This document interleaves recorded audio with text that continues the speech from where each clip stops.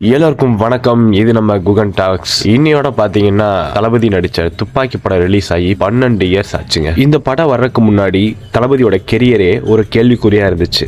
ஆனா இந்த படம் வந்ததுக்கு அப்புறம் தளபதி தான் எல்லா ஏரியாலையும் பேசப்பட்டாரு. அதுவும் இல்லாம தளபதிக்கு இந்த படம் முதல் 100 கோடி வசூல் அடிச்ச படம். இந்த படம் ரிலீஸ் ஆகிறதுக்கு முன்னாடி ஒரு ஹிஸ்டரி இருந்துச்சு. இந்த படம் ரிலீஸ் ஆனதுக்கு அப்புறம் ஒரு ஹிஸ்டரி இருந்துச்சுங்க. 2007 போக்கிரின்னு ஒரு படம் பெரிய ஹிட் கொடுத்தாரு. அதுக்கப்புறம் தான் அவருக்கு சம்பவமே ஆரம்பிச்சது. அதே வருஷத்துல அழகிய தமிழ் மகன் ஒரு படம் வந்துச்சு. அந்த படத்துல ஃபர்ஸ்ட் அவர் டபுள் ஆக்ட் பண்ணி நடிச்சிருந்தாரு. உண்மையாலுமே அந்த படம் ஃபர்ஸ்ட் ஹாஃப் நல்லா இருந்தாலும் செகண்ட் ஹாஃப் படுமொக்கையா இருந்துச்சுன்னு தான் சொல்லணும். இந்த ஒரு படத்துக்கு அப்புறமே இவரோட மார்க்கெட் ரொம்பவுமே அடி வாங்குச்சு.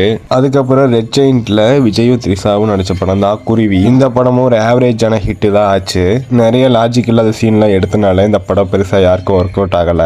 தளபதி படத்திலேயே காட்டு முக்கியமான படம் எதுன்னு கேட்டீங்கன்னா கண்டிப்பா வில்லு படம் தான். இந்த படம் ஏன் நடிச்சாரு எதுக்கு நடிச்சாருன்னு தெரியாம பிரபுதேவா ஃப்ரெண்ட்ஷிப்புக்காக இந்த படம் நடிச்சு கொடுத்துப்பாருன்னு நினைக்கிறேன். வடிவேல் காமெடி, அதுக்கப்புறம் டிஎஸ்பியோட மியூசிக் தவிர்த்து இந்த படத்துல வேற ஒண்ணுமே நல்லா இருக்காது. இந்த 3 படத்தினாலே இவரோட மார்க்கெட் ரொம்பவுமே கம்மியாச்சு. அதுக்கப்புறம் அந்த படம் தான் சன் பிக்சர்ஸ்ல வேட்டைக்காரன் நடிச்சாரு. உண்மையாலுமே இந்த படம் ஒரு வேற லெவலான படம். இந்த படத்துல எல்லாமே நல்லா இருக்கும். பாட்டும் சரி, ஃபைட் சீனும் சரி, எல்லாமே பட்டைய கலப்போம். அவரோட கெரியர்ல நடிச்ச 49 படத்துலயுமே நிறைய நல்ல படங்கள் இருந்துச்சு. சில படம் ஃபிளாப்பா இருந்துச்சு.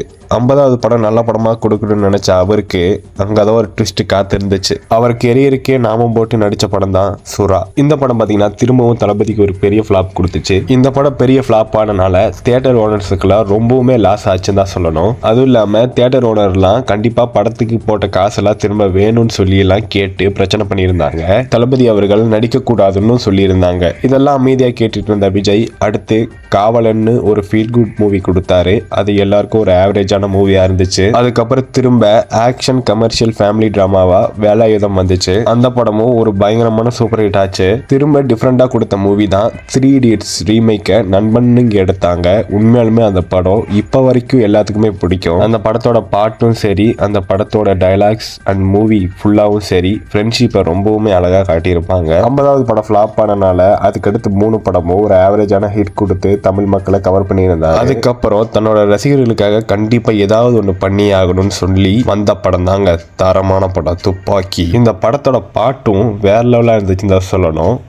இந்த படம் ரிலீஸ் ஆகி 3 நாள்லயே தளபதி விஜய் அவர்களுக்கு முதல் 100 கோடி படமாச்சு. அதுக்கப்புறம் இந்த படத்துக்கு எதிராக ஒரு பெரிய பிரச்சனை வந்துருந்துச்சு. இந்த படத்துல சில மதத்துக்கு எதிராக நிறைய சீன்லாம் வச்சிருந்தாங்க. அதனால அதுல இருக்கிற சீன்லாம் எடுக்க சொல்லி ரொம்ப வலியுறுத்திட்டு இருந்தாங்க. அப்புறம் அது இதுன்னு பேசி அந்த சீன்லாம் எடுத்துட்டாங்க. அதுக்கப்புறம் இந்த படம் ஒரு 300 நாள் ஓடிச்சு. பட் இதுக்கப்புறம் தாங்க தளபதிக்கு ஒரு பெரிய சம்பவமே காத்துட்டு இருந்துச்சு. அதுக்கப்புறம் அடுத்த படமான தலைவான ஒரு படம் ரிலீஸ் ஆச்சு. அந்த படத்துல டைட்டிலே டைம் டு லீடுலாம் போட்டு அது ஒரு பெரிய பிரச்சனையாச்சு. அப்ப ஆளுங்க இருக்கிறவங்க இந்த படத்தை ரிலீஸ் பண்ண விடாம தியேட்டருக்கு குண்டு வச்சிடலாம் சொல்லி மிரட்டி தமிழ்நாட்டில் இந்த படம் ரிலீஸ் ஆகாம போச்சு. அதுக்கப்புறம் தளபதி விஜய் அவர்கள் சிஎம் மீட் பண்ணி பேசினதுக்கு அப்புறம் தான் இந்த படம் தமிழ்நாட்டில் ஒரு வாரம் கழிச்சு ரிலீஸ் ஆச்சு. இந்த படத்துக்கு அப்புறம் பொங்கலுக்கு தளபதியோட படம் ரிலீஸ் ஆகி ஒரு பயங்கரமான ஹிட் ஆச்சு.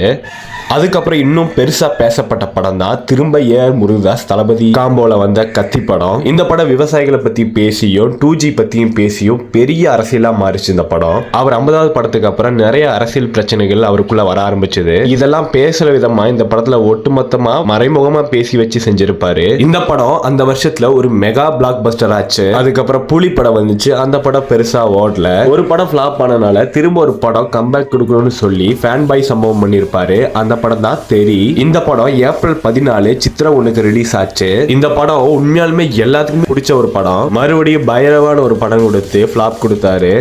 திரும்ப அவர் சினிமா ஸ்டைலே மாறின ஒரு படம் தாங்க மெர்சல். இந்த படத்துல ட்ரிபிள் ஆக்டா நடிச்சு மாஸ் பண்ணிருப்பாரு. இந்த படத்துல மெசேஜ் சொல்றேன்னு பயங்கரமா அரசியல் பேசி பெரிய பிரச்சனையாச்சு. இந்த படம் தளபதி கெரியர்ல முதல் 200 கோடி வசூல் அடிச்ச படம். மெர்சல் படத்துல அரசியலை கொஞ்சம் வச்சு செஞ்சிருந்தாங்க.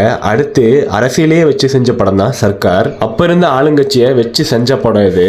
கட் அவுட்லாம் கிழிச்சு பெரிய பஞ்சாயத்து ஆகினாங்க. பட் இதுல அவர் பேசின எல்லா வசனமும் உண்மைக்கு நிகரானதுதான். இந்த படத்துக்கு அப்புறம் எல்லா அரசியல் அரசியல்வாதிகளும் விஜயை பார்த்து நடுங்க ஆரம்பிச்சிட்டாங்க.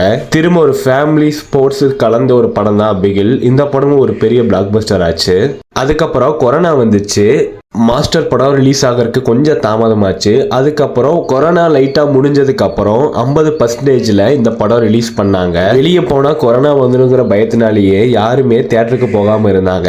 ஆனா மாஸ்டர் படம் ரிலீஸ் ஆனதுக்கு அப்புறம் எல்லாரும் தளபதியை பார்க்கறதுக்கு போயிட்டாங்க. இந்த படத்துல விஜய் நடிச்ச ஜேடி கேரக்டர் எல்லாத்துக்குமே எப்பவுமே பிடிச்ச ஒரு கேரக்டர் ஆகும். இந்த படத்துல லோகேஷ் கனகராஜ் சம்பவம் பண்ணியிருப்பாரு. 50%ல இந்த படம் 350 கோடி அடிச்சது. நல்லா ஹிட்டு கொடுத்துட்டு இருக்கிற டைம்ல திரும்ப ஒரு ஃபிளாப் கொடுத்தாரு. அந்த படம் தான் பீஸ்ட். திரும்ப ஃபேமிலி என்டர்டைன்மெண்ட்டா வாரிசு வந்துச்சு. அதுக்கப்புறம் இண்டஸ்ட்ரியே திரும்பி பார்க்குற அளவுக்கு லியோன்னு ஒரு படம் எடுத்தாங்க. இந்த படத்துக்கு ஒரு பெரிய எதிர்பார்ப்பு இருந்துச்சு. ஏன்னு கேட்டீங்கன்னா லோகேஷ் கனகராஜோட விக்ரம் படத்தினால இந்த படம் எல்சியூக்குள்ள வரும்னு ஒரு எதிர்பார்ப்பு இருந்துச்சு. எதிர்பார்ப்பு அதிகமா இருந்தனாலேயே இந்த படம் எல்லாத்துக்குமே சுமாராக தான் இருந்துச்சு. லியோ முடிஞ்சதுக்கு அப்புறம் இவர் டைரக்டா பாலிடிக்ஸ் இறங்க வந்துட்டு அனௌன்ஸ்மெண்ட் பண்ணிட்டாரு. இது ஒட்டுமொத்த தமிழ்நாட்டுக்குமே பயங்கரமான அதிர்ச்சியா இருந்துச்சு.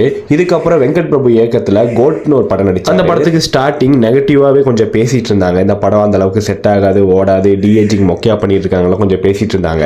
படம் வந்ததுக்கு அப்புறம் உண்மையாலுமே இந்த படம் ஒரு தியேட்ரிக்கல் எக்ஸ்பீரியன்ஸா இருந்துச்சு. அடுத்தபடியா தளபதி 69 இந்த படத்தை வந்து ஹெச் வினோத் வந்து இயக்குறாரு. அனிருத் மியூசிக் பண்றாரு. இந்த படம் தான் இவரோட கடைசி படம்னு அவர் அனௌன்ஸ்மெண்ட் பண்ணிட்டாரு. ஒரு தளபதி ஃபேனா உண்மையாலுமே எனக்கு ரொம்ப சங்கடமா இருக்கு. இந்த படத்துக்கு அப்புறம் டைரக்டா அவர் பாலிடிக்ஸ் போறாரு. ஸோ அதையும் நம்ம வரவேற்கணும். அவர் மாநாட்டில எல்லாம் உண்மையாலுமே பயங்கரமா வெறித்தனமா பேசியிருக்காரு. அவர் என்ன பேசினாரோ அதாக உண்மையாலுமே தமிழ்நாட்டில் நடந்துட்டு இருக்கு. ஸோ கண்டிப்பாக அவர் 2026 வரணும்னு நானும் நினைக்கிறேன். துப்பாக்கி படத்துக்கு முன்னாடி அவர் கொஞ்சம் ஃப்ளாப் கொடுத்துட்டு இருந்தாரு. ஆனால் துப்பாக்கி படத்துக்கு அப்புறம் அவரோட கெரியர் எல்லாமே மாறிடுச்சுன்னு தான் சொல்லணும். அவரோட ஃபேன்ஸை உற்சாகப்படுத்திட்டே தான் இருந்தார். துப்பாக்கி படத்துக்கு அப்புறம் அவர் அப்பவே அரசியல் ஆரம்பிக்கலன்னு சொல்லலை. ஆனால் அப்பவே அவரை பார்த்து அரசியல்வாதிகள் அவரை பார்த்து கதற ஆரம்பிச்சாங்க. அப்பவே நிறைய அரசியல் பிரச்சனைகள் அவருக்குள்ள வந்துட்டு இருந்துச்சு. படம் ரிலீஸ் ஆகாமல் நிறைய பிரச்சனை வந்துட்டு இருந்துச்சு. பட் என்னதான் பிரச்சனை எல்லாம் வந்தாலும் பாக்ஸ் ஆஃபீஸில் அவர் தான் ஃபர்ஸ்ட் இடத்துல இருக்காரு. சீனியர் ஆக்டராக இருந்தாலும் அவரை ஒதுக்கி வச்சுட்டு இவர் தான் டாப்ல இருக்காரு. இப்போ அடுத்து பாலிடிக்ஸ் போறாரு. அங்கேயும் இவர் தான் நம்பர் 1 இருப்பாரு கண்டிப்பா 2026. இந்த வீடியோ பிடிச்சிருந்தா கண்டிப்பா நீங்க கமெண்ட் பண்ணுங்க. இதே மாதிரி வாய்ஸ் ஓவரில் அடுத்தடுத்த வீடியோவும் போட்டுட்டு இருப்பேன். அதே மாதிரி நம்ம சேனலை ஷேர் பண்ணுங்க, சப்போர்ட் பண்ணுங்க, சப்ஸ்கிரைப் பண்ணுங்க.